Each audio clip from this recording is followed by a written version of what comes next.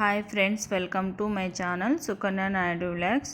ఈ వీడియోలో మనము సింపుల్గా ఈజీగా టేస్టీగా ఉండేలాగా ఇంట్లోనే చాక్లెట్ మిల్క్ షేక్ ఎలా చేయాలో చూద్దాము.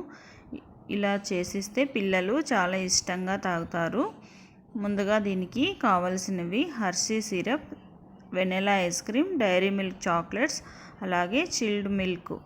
ఇప్పుడు మనము ముందుగా మిక్సీ జార్ తీసుకొని అందులోకి చాక్లెట్ ముక్కలుగా చేసుకొని వేసుకోవాలి. అలాగే ఇప్పుడు ఇందులోకి వెనిలా ఐస్ క్రీమ్ని 2 కప్స్ యాడ్ చేసుకోవాలి.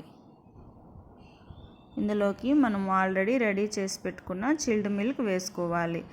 మనము ఆల్రెడీ కాగి చల్లార్చి గడ్డి కట్టించుకున్న మిల్క్ అండి ఇవి. ఒక 1/2 లీటర్ దాకా వేసుకుంటున్నాను.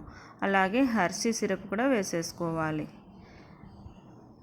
ఇంకా దీన్ని క్లోజ్ చేసుకొని 2 మినిట్స్ దాకా మనము మిక్సీ పట్టుకోవాలి. అంతే అండి, చాలా సింపుల్గా ఈజీగా రెడీ అయిపోతుంది.